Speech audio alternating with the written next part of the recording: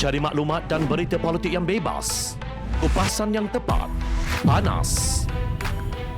Dapatkannya secara eksklusif hanya di Jom Channel. Komitmen kami, pentasan berita Isnin hingga Jumaat. Berbicara dan isu semasa, kami garapkan secara langsung. Panel-panel berkaliber dan profesional. Interaktif, pandangan anda kami raikan. Jangan lupa bersama kami di setiap hujung minggu dalam edisi khas mingguan.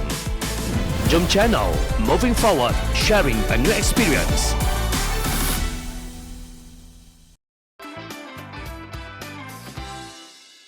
Pembangkang menuntut PM letak jawatan.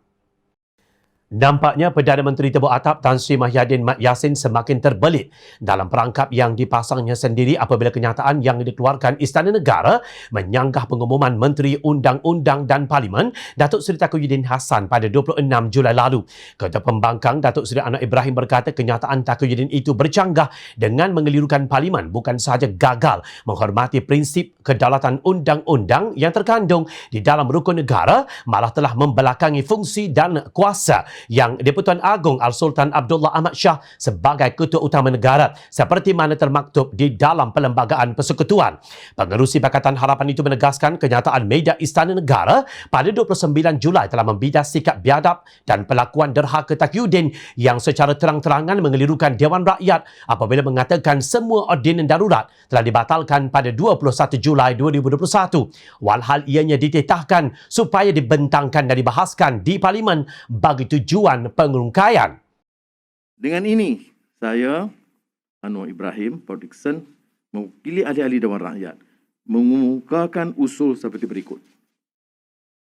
Bahawa Dewan Rakyat ini mengambil ketetapan untuk menyatakan hilang kepercayaan kepada Yang Berhormat Perdana Menteri dan Seri Datuk Haji Mahidin bin Muhammad Haji Yassin, Ahli Parlimen Paguh, dan dimakzulkan daripada jawatan Perdana Menteri dengan segera menurut Perlembagaan Persekutuan. Kata Anwar dalam sidang media di bangunan Parlimen kemarin, beliau turut mencabar agar Speaker yang di-Pertua Dewan Rakyat Datuk Azhar Idrus yang cuba mempertahankan Kerajaan Perikatan Nasional dan gagal mengendalikan sidang secara sewajarnya supaya meletak jawatan. Setelah titah diraja disampaikan sekalipun, mereka masih ingkar dan mencari helah. Oleh itu, kita tidak boleh tunggu lagi. Parlimen sudah bersidang dan kita menyatakan pandangan. Di samping itu, Anwar juga menasihati Taqiyuddin untuk meletakkan jawatan kerana nama beliau telah 2 kali disebut di dalam kenyataan Istana Negara. Menurut Anwar, rakyat kini tahu gerombolan yang mempertahankan kuasa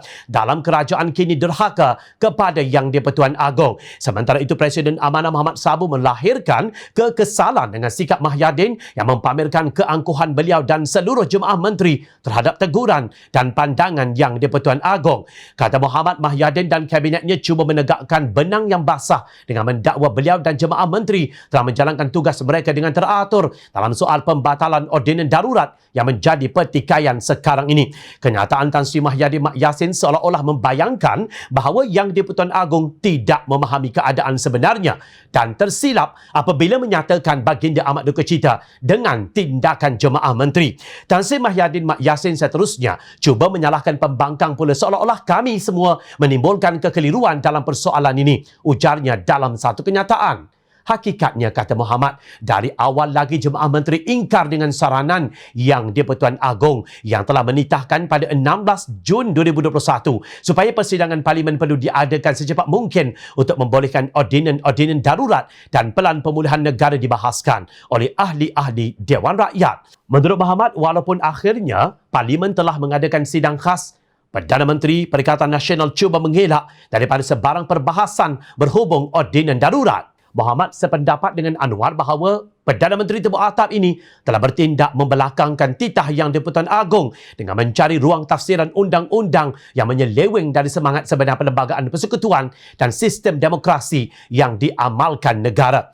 Apabila ditegur Duli Yang Maha Mulia Seri Paduka Baginda Yang di-Pertuan Agong, Tan Sri Mahyadin Yassin memilih untuk menempelak baginda, katanya. Beliau berkata dalam usaha untuk kekal berkuasa, Perdana Menteri dan seluruh jemaah menteri telah mengabaikan tanggungjawab mereka terhadap rakyat dan negara dengan membelakangkan dan menghina institusi Yang di-Pertuan Agong, Parlimen serta perlembagaan negara. Muhammad berkata dalam suasana rakyat sedang berdepan dengan krisis wabak dan ekonomi, Tan Sri Mahyadin Yassin dan seluruh kabinetnya yang terdiri daripada ahli Parlimen Bersatu, UMNO, PAS, GPS dan lain-lain telah memilih untuk menimbulkan krisis politik demi menutup kegagalan mereka. Parti Amanah Negara menjunjung kasih terhadap keprihatinan Seri Paduka Baginda mempertahankan perlembagaan negara, sistem demokrasi berparlimen dan raja berperlembagaan. Kami berjanji akan berdiri teguh bersama Yang di-Pertuan Agong dalam usaha baginda mempertahankan ketiga-tiga teras dan prinsip kenegaraan Malaysia. Kami mengutuk sekeras-kerasnya semua pihak yang ingin memperlekehkan dan membelakangkan ketiga-tiga teras dan prinsip ini.